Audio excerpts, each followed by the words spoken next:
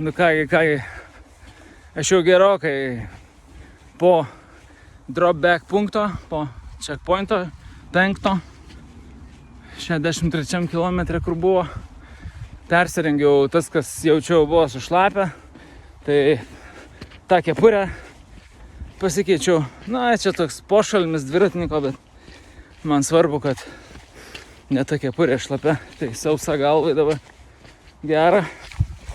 Va, o pasikeičiau ir šorinę striukytę, ir kojines pasikeičiau. Tai va tokie reikalai. O dabar po šeškinę šunis vedžiojam, toks jausmas. Nes ta prasme, neturi čia ką jie to parko parodyti. Ta prasme, perbėgti galima skersai ir viskas 1 kilometrų. Tai ir galvoju, kad šunis reiktų pavedžioti turbūt čia visiems bėgikam. Nu, tebūnė. Dar su vienu apsauginiu kalbėjau prie perėjos, kur reguliuoja eismą mums. Tai tiesa, vat, jo, dropback pointe mačiau gal 10 maišų neatsimtų. Tai už manęs dar kokie 10 žmonių keliauja. Bet sunku suprasti man, ar ten šimtiniai visi, ar 70-iniai irgi. Turbūt ir tie. Tai kaip jau bus, tai mačiau vienas žmogutis, jaunuolis jau po Gariūnų punkto jau kvietėsi, kažkam skambino, kad susirinktų, nes, hipotermijai čia yra vietos, kaip susidaryti. Dar jeigu su šlapia galva, ta būčiau, nežinau, vat persirengiant įšalau taip, dėl to vat ir nefilmavau iš karto, nes prasibėgti reikėjo, kad kraujas pracirkuliuotų. O kraujas geriausiai pracirkuliuoja, kai bėgi nuleidęs rankas ir tada į rankas pripumpuoja irgi kraujo, tada užšyla rankos.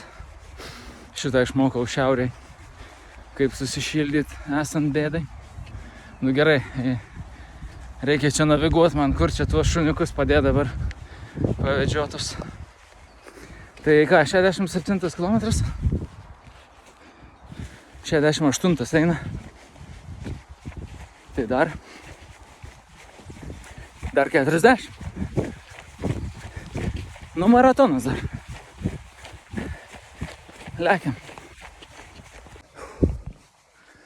Nu ką, 77 km. Praėjau jau šitą 6 checkpointą. Liko 7, 8 ir finišas. Nu, sunkus momentas iš tikrųjų. Žinau tik tiek, kad už manęs dar 5 bėga. Kol kas už manęs. Tai vieną dar galėčiau prasileisti, būčiau 4 nuo galo, ne tai baisiai. Na bet priklaidžiojau čia truputį tam Šeškinės parke, prisivijo kitas kolega, nes tos vėliavėlės man ten nelabai matosi, iš tikrųjų tokios mažytės, susmaikstytos į žemę. Tai geriau jau matančiam bėgti. Pilnai matančiam geriau trailą bėgti. Nes taip tai telefoną turi visą laiką žiūrėti. Tik nepažiūri ir pramazinė kokį posakį. Nu gerai, pušinu toliau.